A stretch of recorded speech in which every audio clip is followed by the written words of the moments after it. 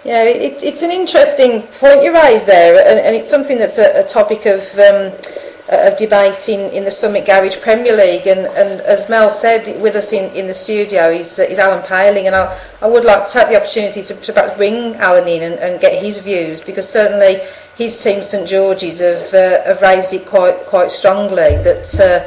The way the point system currently works in the Summit Garage Premier League, there isn't really any reward for winning away from home, and considering the standard of player and the greens that you're playing on, that actually sort of should be. So I'll just bring Alan in at this point. Alan, do you want to sort of pass comment on that? Yes, I would. Hi Steve, how are you doing? Oh, I've followed your league for quite a few years, especially on the internet, and looking at your scoring system, yeah, it's quite good because it gives you some reward for winning on an away green against top quality players. Yeah. In the Summit League, which again was started 3 or 4 years ago. Well, let's just go back to when we played Chadsmore over the last couple of weeks. 2 weeks ago, we played Chadsmore at home. And we had 6 winners, won the aggregate by 40 odd, but all you get is 2 points, nothing per player. Then we went to play at Chadsmore on Monday just gone, and we lost by 1, but we had 5 winners. So over the 2 weeks, we had 11 winners out of the 16. They got 2 points, we got 2 points.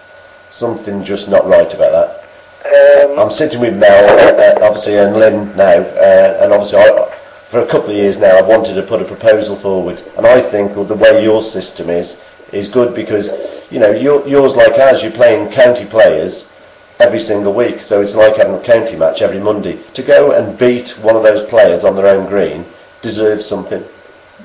Well, I would agree with you. I mean, there are occasions like you could play me at home and beat me, and that may not be that huge a task, but you could quite easily play Gary Ellis on his own green, and that would be an absolute nightmare for anybody. So yeah. I'm not going to comment on what the Summit do, because you've got a wonderful product down there, but what I will say is that I think the league that I run stands quite proudly and is quite happy with its scoring system. Yeah. And I'm not going to criticise Mel or Lynn or anybody from the Summit, because it may not invite me back on the show. Yeah. I'm just trying to tot up in my head, which I've never been any good at maths, what the scores would have been. But anyway, I'll work it out in a minute, and I'll throw it on the air. You get 5 winners away from home. Yeah, 5 out of 8. 8 aside, so you would have got, you'd have got 7.5 points under our scoring system. Yeah. And if you use our scoring system, what Chadsmore did you say you were playing? Yeah. Chadsmore, 3 winners are 3 points plus the Argus 6. Yeah. So 3 points for the Argus 6, so that you'd have won 7.5, 6. Yeah. The sickening thing was, we only lost by 1 chalk, and what you get is, for an away draw, you get another 2 points. An away win, you get 3 points. And it was actually me who was left on the green, who fell slightly short. So none of my teammates are friends with me anymore. The thing is, Steve, you see why Alan is so keen on this half a point larky, because he only actually played half a game with Chadsmore last week. But as I say, as League Secretary of Summit League, I'm not to comment. I'm there to run the league, and it's the members who decide what all the rules are. And people want to change rules, they put proposals forward, and then the members of the league will decide on that. And then all they've got to do is make sure they turn up to a meeting. Yeah, that's right, they've got to turn up at meetings. There's lots said, lots of people put stuff on forums and should do this, should do that. They're people you never see at a meeting. They should be speaking to their captains, like Alan Paling sitting here, he attends all the meeting and put the proposal forward, and that's it. The league's running very well, and we're proud of it. And, you should be. Yeah, but I'm not saying we can't chase things, No. Yeah. Okay. Anyway, Steve, before you go, we're talking county matches. Yeah. Now, next weekend in Section 4, Merseyside playing Greater Manchester. Looking at the totting here, I think you need to beat them overall by about 35. Have you got a chance? Well, we use some British Place, which is and anybody who's been on it will tell you how good a green it is. We feel we've got a chance against anybody.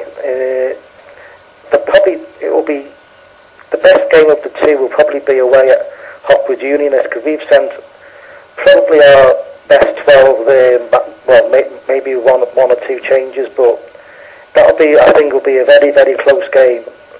I don't know Hopwood. I don't know what it's like. It's one of the venues that I've not been to, but I think with that 12 that we've sent there, we can give anybody a game.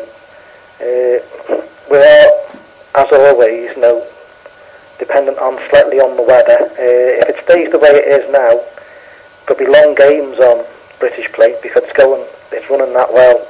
It probably could do with a bit of water on it, which they have been doing, just to try and take some of the silliness away from it, because it is in danger of getting that way. But yeah, we're quietly confident, but we do know we're facing probably a side that could quite easily win the competition if they get through the group. Yeah. Jimmy Parker's on the line. He's put a comment on that possibly some of the players may not have played on the plate as quick as it's probably going to be. Well, I can say that I've had a few games on the green through various league competitions, and when they were actually had a team on there on the Wednesday night league, and you do get to know the green, but you don't get to know the green as it is on a warm afternoon.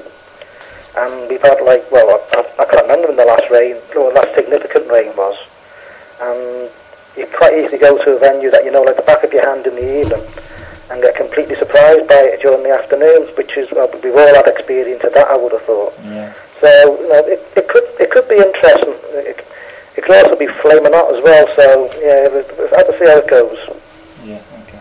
Alright then, Steve, anyway, thanks for joining us and for your report. We'll have you on again when there's a bit more progress in the Thomas Tyler's League a little bit later in the season. It will always be a pleasure. Okay, well thanks for joining us, Steve. No problem, Yeah. mate. Thank you, Steve. Bye. See you all soon. Bye-bye. Bye-bye. Bye. That was Steve Davis, the hard-working secretary of the Thomas Tyler's Manchester Premier Bowls League. While we're talking about Thomas Tyler's, I believe that Graham Wilson is actually listening to this programme. On behalf of everybody from Talking Bowls, we'd just like to say to Graham, congratulations on winning the Isle of Man last week. By all accounts, it's a tremendous week. You bowled superbly, and I gather that the final with Terry Glover was something well worth watching. So, Graham, well done from everybody here.